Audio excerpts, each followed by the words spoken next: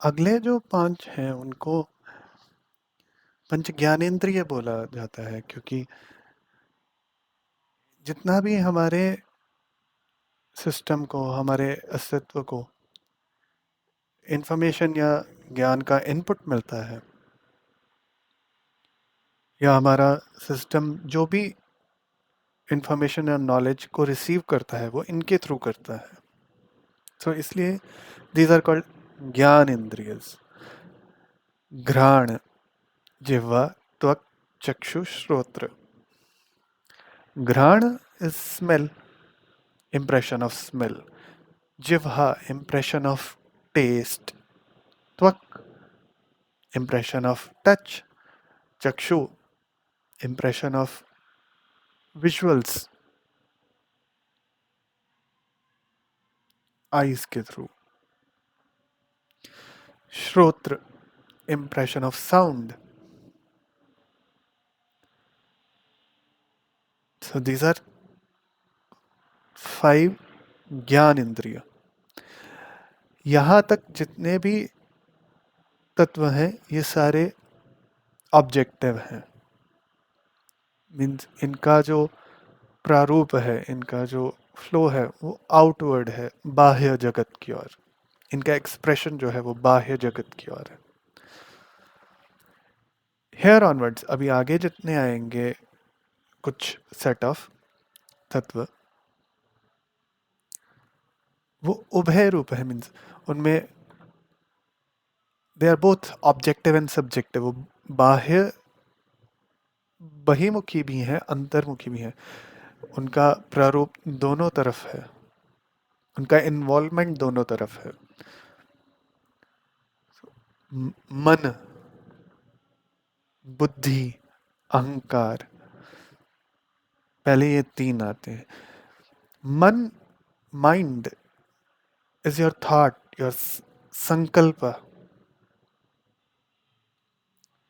Buddhi is intellect, your power to analyze, your power to do reasoning, that is buddhi. Ahankar is the self identification, जिससे आप अपने आप को identify करते हैं।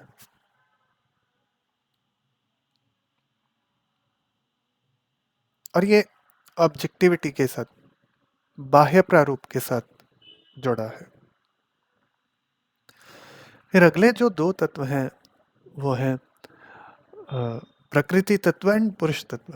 प्रकृति इज टेंडेंसी, जैसे बोलते हैं ना, ये इस व्यक्ति की प्रकृति है, ये इस व्यक्ति का स्वभाव है। So it's a tendency of this person. And next is Purush. Purush is Purush Tattva, who holds those tendencies, who is the owner of those tendencies. तो मन बुद्धि अहंकार, इसको अंतःकरण बोलते हैं।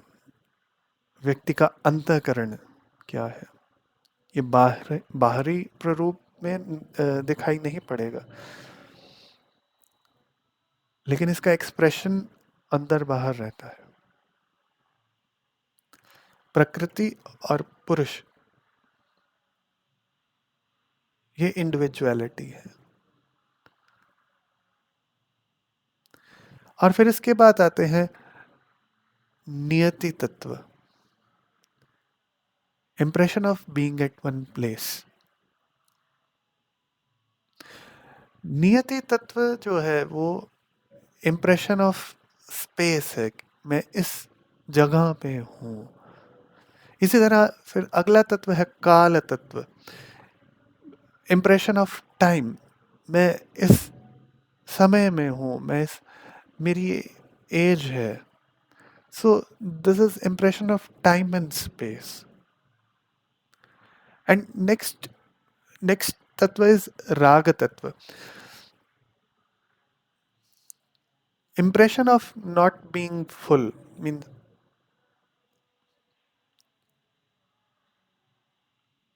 मेरा जो स्वरूप है उसमें कुछ कमी है, आई स्टिल वॉन्ट मोर।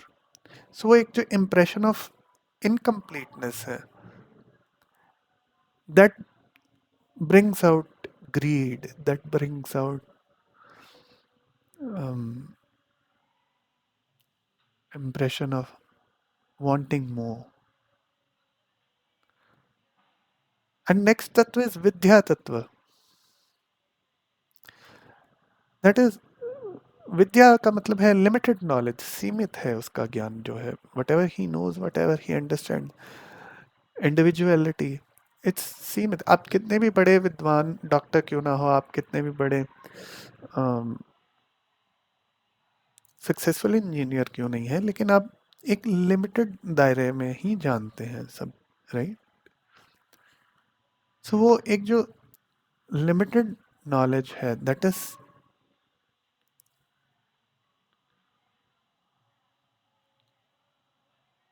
विद्या तत्व। एंड देन नेक्स्ट तत्व इज कला। अब जो भी आपने नॉलेज एक्वायर करी है, उसके अकॉर्डिंगली कुछ एक स्किल्स भी आपके अंदर डेवलप होते हैं, मैं ये कर सकता हूँ, तो दैट इज कला। एंड नेक्स्ट इज माया तत्व। ये नियति, काल, राग, विद्या, कला, ये इनको कलेक्टिवली बोला गया है माया, इल्यूशन। मैं इस समय में हूँ, मैं इस जगह पे हूँ, मैं ये जानता हूँ, मैं ये नहीं जानता हूँ, मैं ये कर सकता हूँ, मैं ये नहीं कर सकता हूँ, मुझे ये चाहिए, मेरे पास ये नहीं है। ये सब इंडिविजुअलिटी के साथ जुड़ा हुआ, लिमिटेड इंडिविजुअलिटी, सीमित अस्तित्व के साथ जुड़ा हुआ प्रारूप है।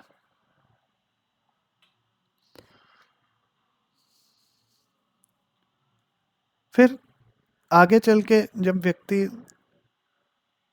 गुरु प्रदत्त मार्ग में, साधना मार्ग में चलता है, तो फिर वो बोलते हैं कि अगला तत्व है, वो है शुद्ध विद्या तत्व। अब यहाँ से जो तत्व है वो केवल और केवल प्योरली सब्जेक्टिव है, केवल उनका अंतर्मुखी एक्सप्रेशन है, बाह्यमुखी नहीं है कुछ भी। They are very deep experiences, जिसका केवल और केवल आपके आंतरिक जगत के साथ लेना देना है। सो फर्स्ट इज शुद्ध विद्या तत्व। शुद्ध विद्या तत्व में व्यक्ति अपने असीमित स्वरूप को अनुभव तो करता है, लेकिन एक क्षण मात्र के लिए, for a limited time only.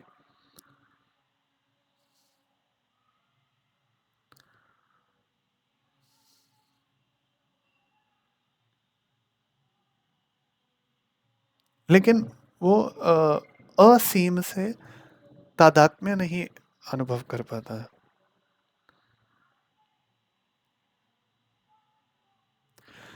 वो शिव तत्व में अभी लीन नहीं हुआ। सो ये प्रथम सूक्ष्म तत्व है शुद्ध विद्या तत्व। अगला तत्व है ईश्वर तत्व।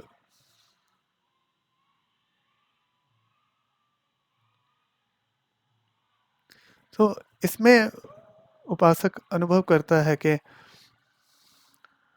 मैं ही शिव तत्व हूँ, और ये पूरी सृष्टि मेरा ही एक स्वरूप है।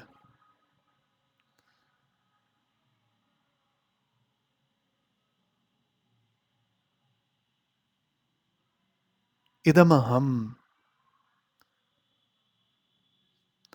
और अगला तत्व जो है दैट इज सदा शिव तत्व, जिसमें वो बोलता है I am this whole universe.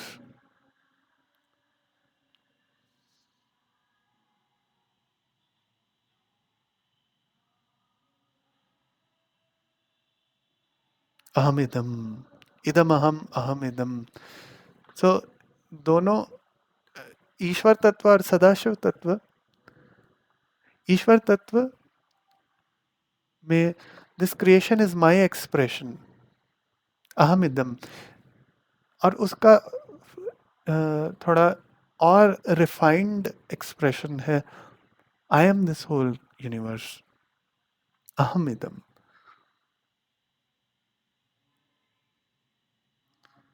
और अगला तत्व शक्ति तत्व और शिव तत्व। शुद्ध विद्या एक प्योर सब्जेक्टिव एलिमेंट है, ईश्वर तत्व और सदाशिव तत्व उससे प्योरर, शक्ति तत्व, शिव तत्व, ये दोनों प्योरेस्ट तत्व हैं। शक्ति तत्व और शिव तत्व में कोई भेद नहीं है। शिव तत्व को अनुभव करने के लिए शक्ति तत्व है,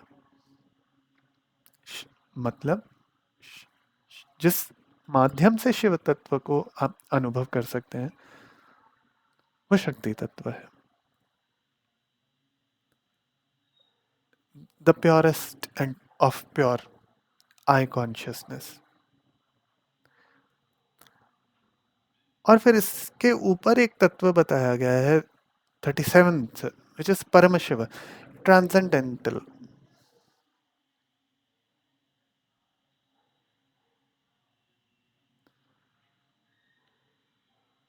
ही इज इन ऑल तत्वास but at the same time nowhere. वो सभी तत्वों में व्याप्त है लेकिन किसी तत्व में भी व्याप्त नहीं है, लिप्त नहीं है। So this is even higher transcendental consciousness. ये षट्त्रिंशत तत्व हैं, इनको बार बार समझना, बार बार सुनना और फिर कुछ समझ में आता है।